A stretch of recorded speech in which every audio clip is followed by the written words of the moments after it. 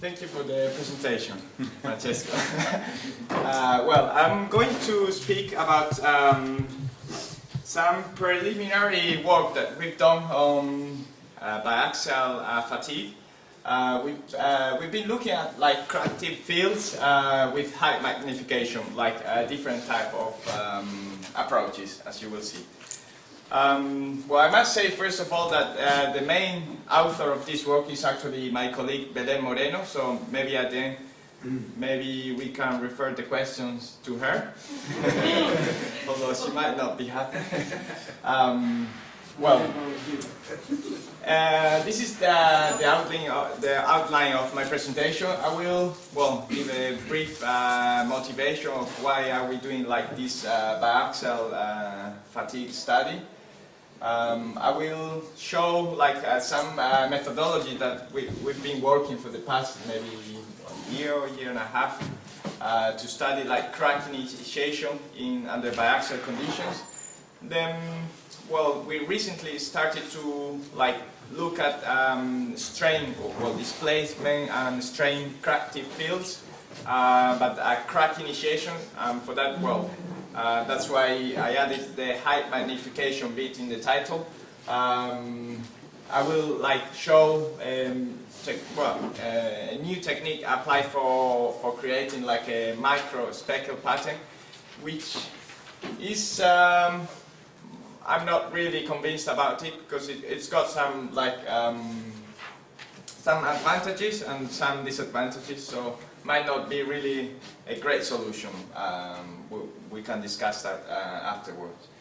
And then, well, I will show some preliminary results on like crack tip strain fields or displacement fields, and finally I'll give some like concluding remarks.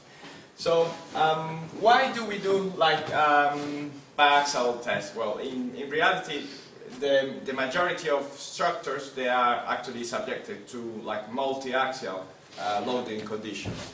The multi-axial tests are really difficult. There is, well, I'm aware of this machine in Cachan that does like 3-axis loading, but this is really, it's like, I don't know, I guess the machine, the loading rig is like from there to here, and it's really complicated to use, so I'm really to control. So instead of multi-axial, we went for a bit easier option that was biaxial, but it's still like quite complicated compared to the uniaxial. I guess the reason why the majority of data available in the literature are like uniaxial data is because well, it's much easier to do like uniaxial tests. Maybe the reason why biaxial tests are not so easy is mainly because of the biaxial extensometer. It's well, this device that we see here. Well, here in the University of Malaga we call it crab because of its shape, or Belén at least she calls it crab. Well, this is the loading rig that we have. It's well, biaxial. It's can apply like tension and compression and torsion. This is the geometry that we use, and well, as I said, like the reason for doing this kind of not uniaxial studies is, well, because we very often have load changing direction or like residual stresses superimposed to the applied load, so at the end it's very difficult to have a structure with pure uniaxial load. So we are working on this biaxial project, which is actually quite ambitious. Like initially, we wanted to characterize both like initiation and propagation stages, and well, as we go through the project, I can see that this might be really a bit too ambitious. So we might just like do a bit of crack initiation and a tiny bit of crack propagation, hopefully at the end of the project.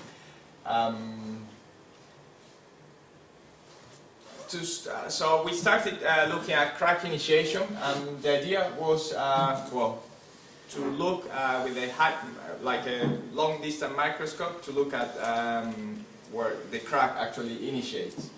For that, well, we had the problem that, well, we had to do a test with the biaxial extensometer, and well, the extensometer itself is quite like bulky and it kind of hides most of the surface.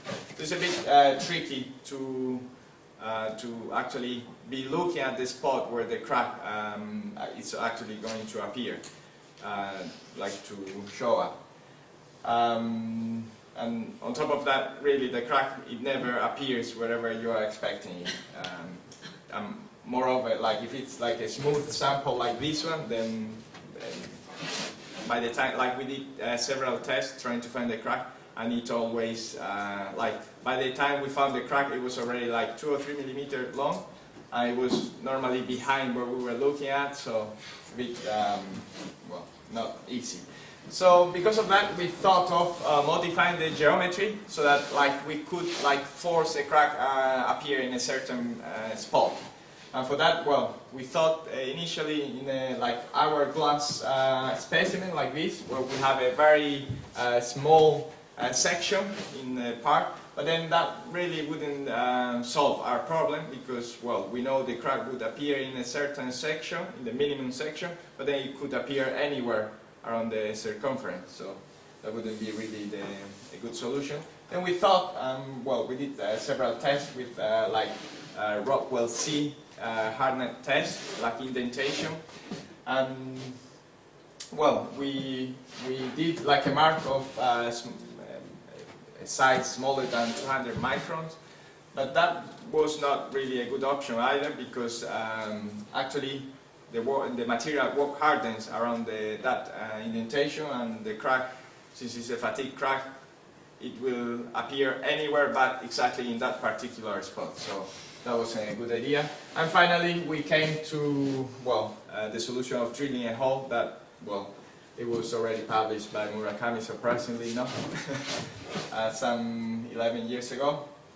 And then, well, so the idea was really to drill a hole small enough so that it doesn't affect the fatigue life. For that, well, we did like a series of tests looking at well, the effect of the size of the hole. In all the cases, like, well, we looked at different diameters for the holes, like 1.25 millimeters, 1.6, 200 microns, and 150 microns. And the depth of the hole was around the same size. Well, we found, this is what we found. So if we plot, like, we plotted the fatigue life against the diameter of the hole, and then we saw that, like, for the maximum diameter, the fatigue life was clearly reduced by, well, a lot, like 90% of the fatigue life. And then as we decreased the size, then we got to some 150 microns diameter for the hole. That actually didn't change the fatigue life. Below that, we didn't observe any change in the fatigue life. In fact, some of the samples that had a stress concentrator due to this hole drilled with 150 microns didn't actually fail from the hole. They failed somewhere else. So, well, that was, we found this is, that would be the way we could really force the crack to appear to the nuclei at a certain position. And then this is the setup that we used for studying the cracks. Well, we've got the machine, we have the long distance microscope setup that we copied from David Nowell from like a couple of years ago. He gave us the idea, and well, we've basically done the same setup. Well, some illumination. Well, and then the material we're looking at is a low carbon steel. Well, this is a micrograph of the steel. It's got like bands of ferrite and perlite. The test we were doing like biaxial proportional loading with amplitude, like different amplitudes, well, with this axial strain amplitude and this angular strain amplitude. The frequency was 1 Hertz normally. And then what we did was like to stop the test every 250 cycles to take some images. So that, well, we could look at the crack. Well, some like imaging information, like the field of view was that we achieved with a long distance microscope was like 1.5 by 2 millimeters, and the resolution was like around 1 micron per pixel. So these are the images that we got for looking like studying the crack propagation. Well, I'm showing here like 2 samples after, well, this is sample 1, these 2 images, and this is sample 2. And well, we can see that well, the actual the minimum crack length we could detect with this setup was like in the order of 100 microns, or a bit longer, like 125 microns. Crack emanating from the hole, and then, well, with this we could, on the one hand, measure the crack angles that we will, well, I'm not showing these results, but then this crack orientation information we will use it to study different like methods, like critical plane methods that, well, they can give, or they can provide not only like the fatigue light but also the crack orientation. And, well, as I said, by measuring the crack length every 250 cycles, then, well, we were able to get this kind of curve for the 2 samples, for the crack emanating at the 2 sides of the hole, and then, well, from there we were able to get the, well, by differentiating the data following the ASTM standard, we were able to get the like crack growth rate curve. That, well, we plot against the nominal stress times square root pi crack length, and then, well, we got these classical plots from like short cracks where we have like oscillations which are normally due to, well, barriers, like microstructural barriers. In our case, we actually did a bit of like, well, some basic calculations really, and, well, the average distance between these oscillations was like 159 microns, and then that corresponds well, more or less alright with the distance between the perlite bands, which would be the black bands over here, measured in the crack, in the direction of the crack. So, well, it's actually, well, that's kind of proof that we are doing things, we are measuring properly the information, because, like, well, there's a good matching between the data. Of course, we shouldn't expect like a perfect matching between the oscillations and the distance between the bands of perlite. Well, first, because it's we are getting just a number, like an average, and second, because like in one case we've got like a through thickness information, while here is just like a micrograph with surface information. So that was like the best, the first part of this work, and then, as I said, like the second part was trying to come up with a method that would allow us to use image correlation to get like displacement and strain crack tip information. And for that we used electrospray technique, which is basically based in, well, making some liquid with some like tiny nanoparticles solved in the liquid, and we apply a voltage between the needle through which we make the liquid go through and the surface, and then there will be, well, the liquid will well, there will be naturally, well, because of the voltage, there will be the liquid will, there will be a jet of the liquid, and then by controlling the different fluid properties, we could control, like by tuning by changing or choosing different fluid properties, we can find or we can control the size of the particles, which is quite a critical thing for image correlation, the distribution of these particles, also by using different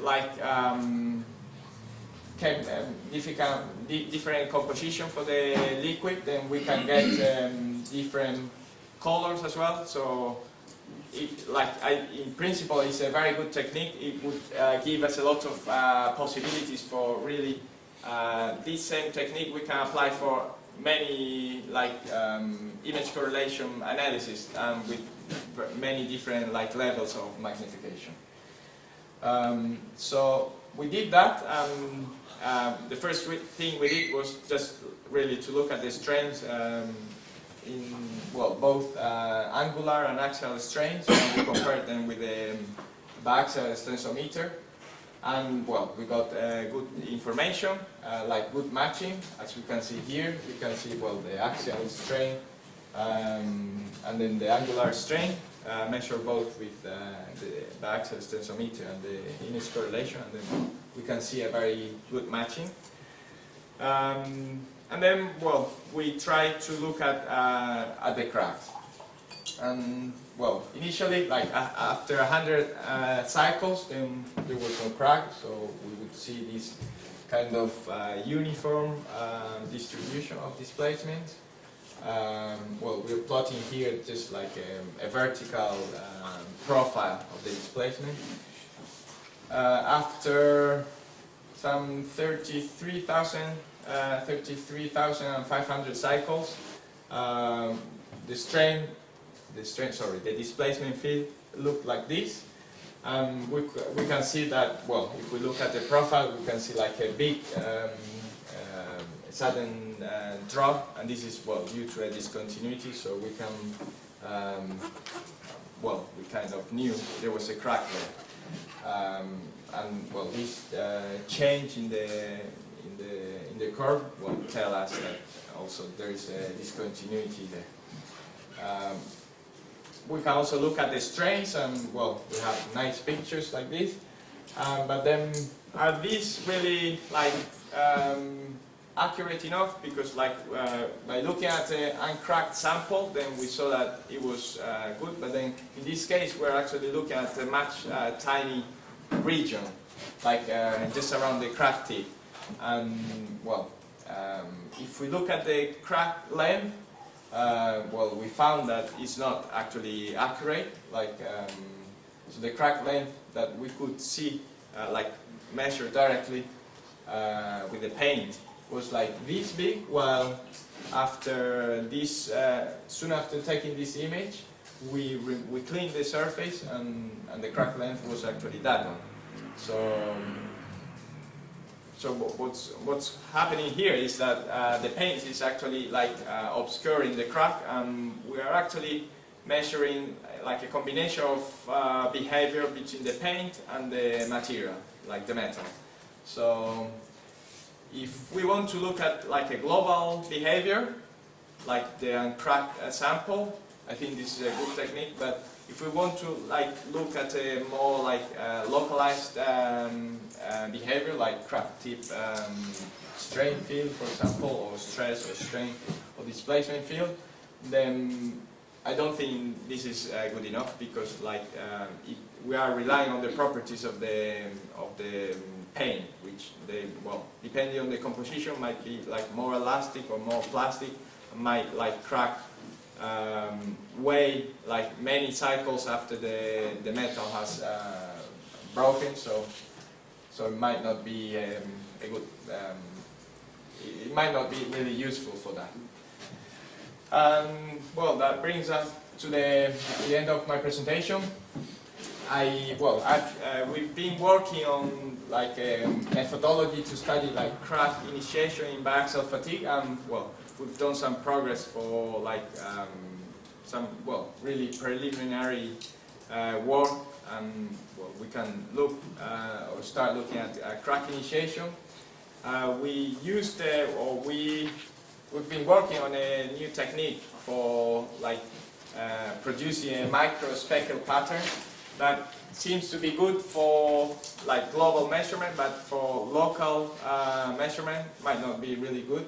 Ideally, well, I mean, the next step will be, of course, like I guess comparing like with a strain gauge and see if we got a similar result. But we need, in this case, like local information, not just like global provided by the extensometer.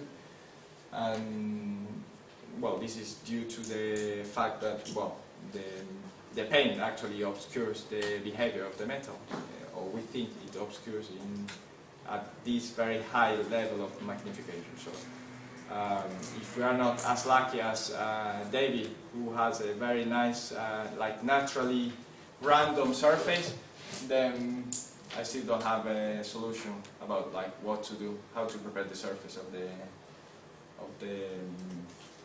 the metal to look at it with image correlation. Thank you very much for your attention. Thank you, Pablo. Before the question and answer, I wish to spend a few seconds, because this evening during the social dinner we have the time for the acknowledgement, but I wish to spend a few seconds to acknowledge Pablo for all his efforts, for his kindness in these days during the organization and during the meeting. So thank you again for all of your efforts.